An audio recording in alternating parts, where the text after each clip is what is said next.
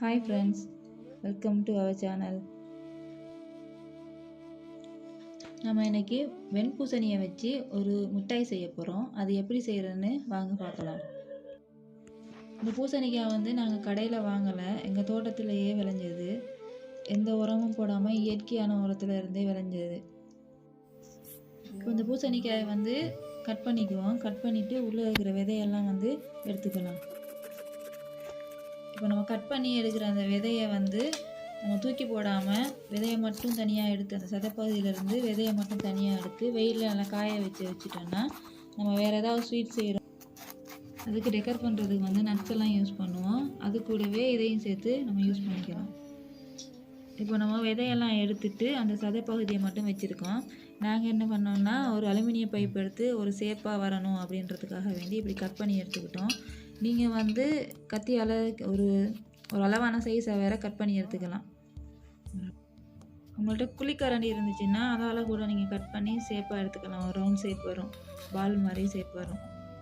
இப்போ பார்த்தீங்கன்னா நம்ம பைப்பில் எடுத்தது என்ன ஷேப்பில் வருதுன்னு பார்த்துக்கோங்க. அது கொஞ்சம் நல்லாயிருக்கும் பார்க்குறதுக்கு. இதை இப்போ நம்ம என்ன பண்ணலான்னா சின்ன சின்ன பீஸாக கட் பண்ணி எடுத்துக்கலாம். இந்த பெரிய பீஸா நம்ம செய்ய முடியாது. சின்ன சின்ன பீஸாக கட் பண்ணிட்டோம்னா குழந்தைங்களுக்கு கூட கொடுத்தாலும் அவங்க சாப்பிட்றதுக்கு ஈஸியாக இருக்கும்.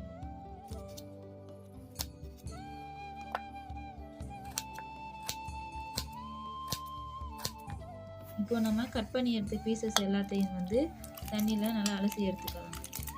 ஏன்னா நம்ம கட் பண்ணும்போது அதில் சின்ன சின்ன தோல் இல்லை டஸ்ட் எல்லாம் இருந்துச்சுன்னா நம்ம அலசி எடுக்கும்போது அது எல்லாமே போயிடும். அதுக்காக வேண்டி அலசி எடுத்துக்குவோம். நம்ம அலசினதை ஒரு பாத்திரத்தில் மாற்றிட்டு ஒரு ஃபோர்க் வச்சு அதில் ஹோல் போட்டுக்கலாம். ஃபோர்க் இல்லைன்னா டூத்பிக்கால் கூட நீங்கள் ஹோல் போட்டுக்கலாம். கட் பண்ண பீஸில் எதுக்காக ஹோல் போடுறோன்றதை வீடியோவில் சொல்லியிருக்கேன். வீடியோவை ஸ்கிப் பண்ணாமல் கடைசி வரைக்கும் பாருங்கள். இப்போ பார்த்தீங்கன்னா நம்ம கட் பண்ண பீஸ் எல்லாத்துலேயும் ஹோல் போட்டாச்சு. இதுக்கப்புறம் ஒரு பாத்திரத்தில் ஒரு 1 லிட்டர் அளவு தண்ணி எடுத்துக்கோங்க. இது குடிக்கிற தண்ணியாக எடுத்துக்கோங்க.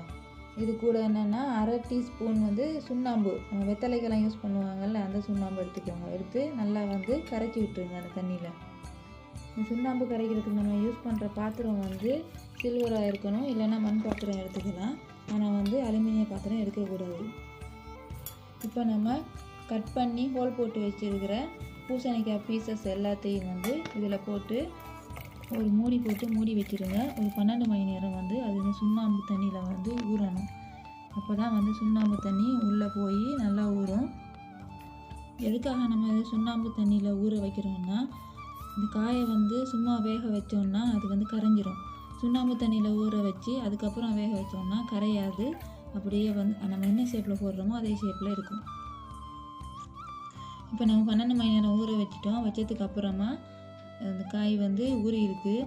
இது என்ன பண்ணணும்னா நம்ம ஃபில்ட்ரு பண்ணிடுவோம்.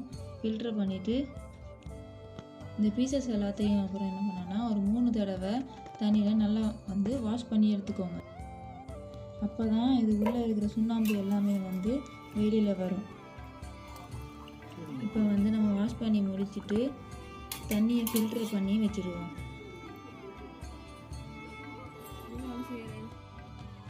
இப்போ நம்ம ஃபில்ட்ரு பண்ணி வச்சுருந்த பீசஸ் எல்லாத்தையும் இட்லி பானையில் வச்சு வேக வச்சு எடுத்துக்கலாம்.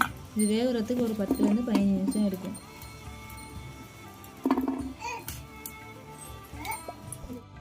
இப்போ 10 நிமிஷம் ஆயிடுச்சு. நம்ம காய் வெந்திருக்கான்னு பார்ப்போம்.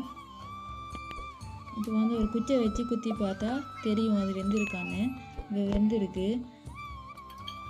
இதுக்கப்புறம் நம்ம என்ன பண்ணலான்னா அதை ஃபில்ட்ரு பண்ணி எடுத்துக்கலாம். ஓட்டை இருக்கிற இட்லி தட்டில் வச்சிங்கன்னு சொன்னால் அந்த தண்ணி அதுவாகவே ஃபில்டர் ஆகிரும். நாங்கள் வச்சுருக்கிறது ஓட்டை இல்லாத இட்லி தட்டு, அதனால தான் தண்ணி இருந்துச்சு, அதை ஃபில்டர் பண்ணினோம்.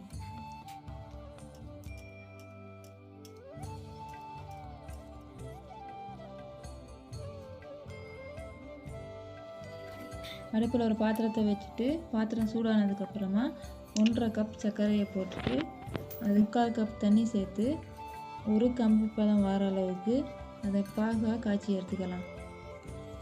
சர்க்கரை நம்ம கடையில் வாங்கினாலும் ரேஷனில் வாங்கினாலும் எங்கே வாங்கினாலுமே சர்க்கரையில் அழுக்கு இருக்கும்.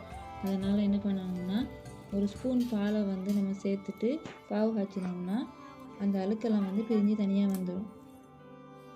இப்போ பார்த்தீங்கன்னா நம்ம பால் ஊற்றினதுனால இந்த அழுக்கெல்லாமே வந்து பிரிஞ்சு தனியாக வந்துடுச்சு. அந்த அழுக்கெல்லாம் தனியாக எடுத்துடலாம். தனியாக வந்து சர்க்கரை ஃபில்ட்ரு பண்ணணும் அப்படின்ற ஒரு தேவையே நமக்கு இருக்காது. இப்போ பார்த்தீங்கன்னா நமக்கு ஒரு கம்பி பதம் வந்துடுச்சு. இப்போ என்ன பண்ண போகிறோன்னா, இதில் நம்ம ஏற்கனவே வேக வச்சுருக்கோம்ல அந்த பூசணிக்காய் பீசஸ், அதெல்லாம் வந்து இதோட சேர்த்துக்கலாம்.